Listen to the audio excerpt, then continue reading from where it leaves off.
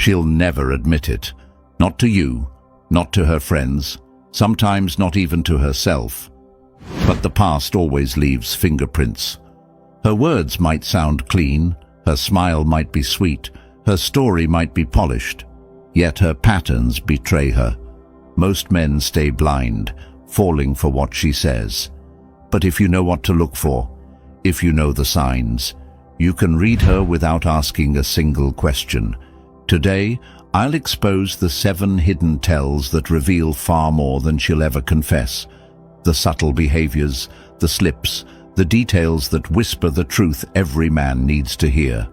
This is the knowledge she hopes you'll never discover. But once you see it, you'll never see her the same way again. 1. Her eyes don't hold yours for long. You can tell a lot from a woman's eyes, not just what she says, but what she hides. Attraction, insecurity, guilt, desire, all of it flickers in her gaze before her words ever reveal it. And when you're dealing with a woman who's been with many men, one of the first signs shows up right here. She struggles to hold eye contact. At first, you might think it's shyness or modesty. Maybe she just feels nervous around you. But look deeper. A woman who has lived a life of emotional depth, loyalty, and intimacy will lock into your eyes differently. She has no reason to flinch, no need to deflect. She'll meet your gaze with comfort, with a sense of presence. But a woman who's run through many encounters, who's learned to charm men without giving them her full self, often can't maintain that same purity of gaze. Why? Because intimacy has become routine. Connection has become performance. She has learned to smile, to laugh, to nod at the right times, but her eyes betray the absence of something real. When you lock eyes with her, she feels exposed. She feels like you might see past the mask, past the playful act, into the reality she tries so hard to cover. There's a reason ancient poets called the eyes the windows of the soul. The eyes don't lie. They show attraction when the lips say, "I'm not interested." They show guilt when the mouth insists, "I've done nothing wrong." And they show a restless emptiness in women who've cycled through partners but never found true connection. Watch closely. You'll notice patterns.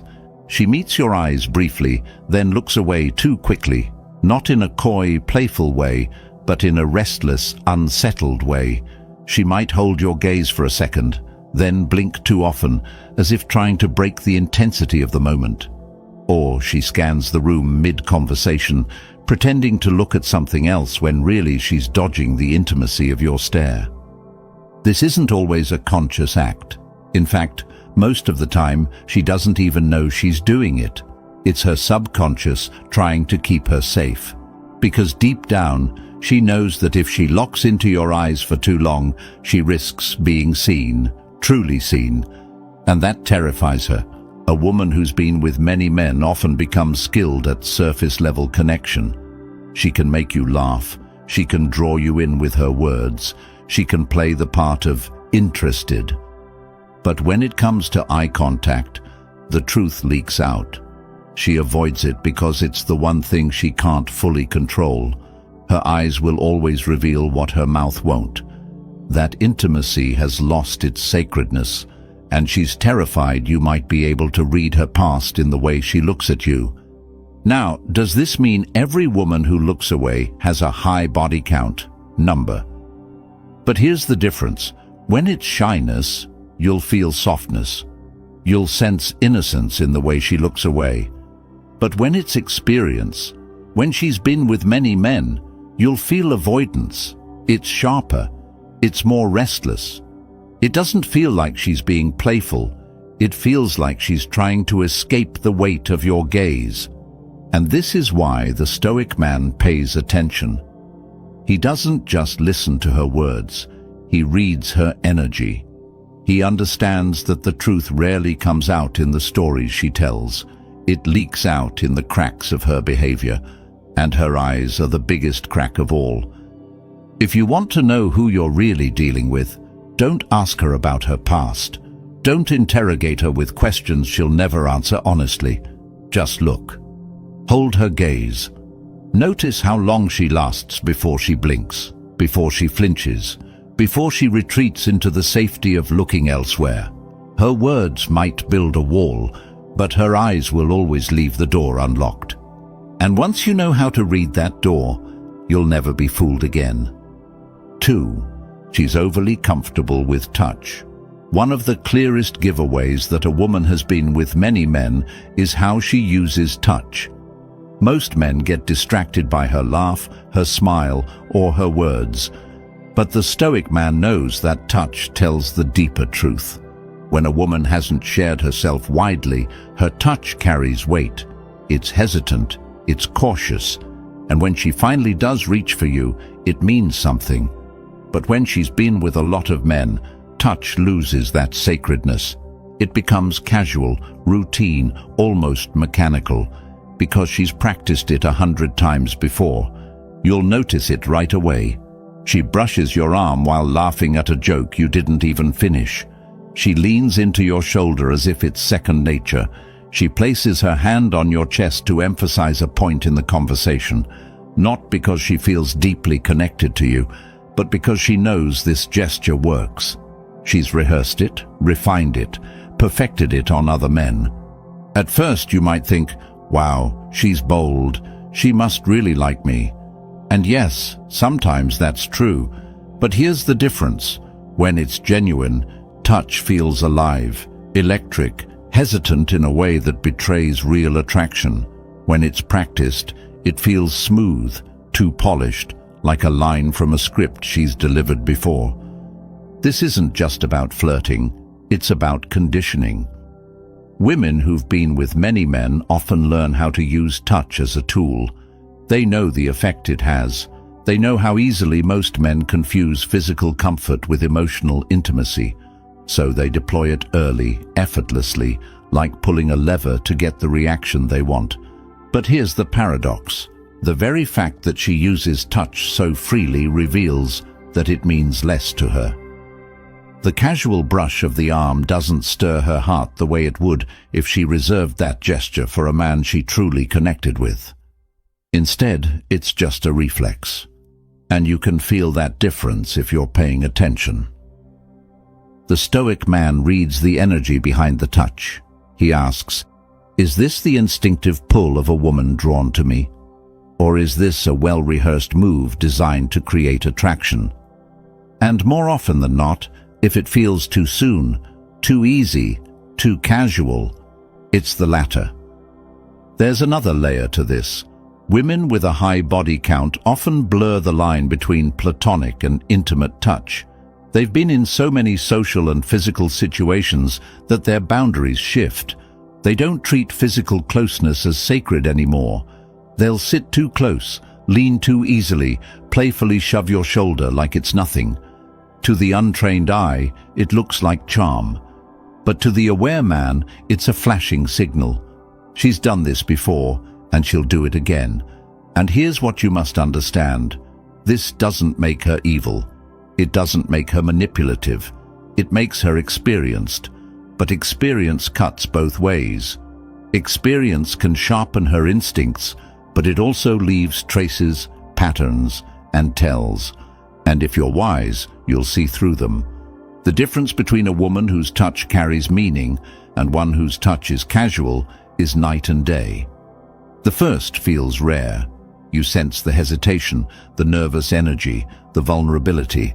The second feels cheap, polished, routine, like muscle memory. And this is the part she hopes you never discover. Her comfort with touch isn't proof of deep attraction. It's proof of history. It's the residue of too many encounters, too many rehearsals, too many times she's used touch as her first weapon instead of her last surrender. So the next time she leans in too quickly, laughs too loudly while brushing your arm, or touches you like it's second nature, don't be blinded. Pay attention. Ask yourself not what the touch looks like, but what it feels like. If it feels like performance, it probably is. Because real intimacy doesn't announce itself. It sneaks in quietly, hesitantly, almost nervously. When it's real, touch trembles. When it's rehearsed, touch glides. And that's how you know the difference. 3. She talks about experiences instead of feelings. Listen carefully when she speaks, not just the words, but the pattern of her language. Because women reveal far more in what they emphasize than in what they conceal. And one of the most telling signs that she's been with many men is the way she frames her past. She talks about experiences instead of feelings. At first, it sounds harmless. She says things like, "I've had my fun. I've been through a lot. I'm just enjoying life. I've had some crazy stories." Most men hear this and shrug it off, but if you're paying attention, you'll realize this is her way of glossing over intimacy without actually acknowledging it. She's not talking about connections. She's not talking about love, vulnerability, heartbreak, or devotion. She's talking about experiences, and experiences is a carefully chosen mask. It's vague enough to keep you guessing, but specific enough to hint at a history far more complex than she's willing to admit. Why does she use this language? Because feelings reveal depth. Experiences reveal nothing. If she were to talk about feelings, she'd have to admit to bonds, to heartbreaks, to attachments. And the more attachments she admits, the clearer the pattern becomes.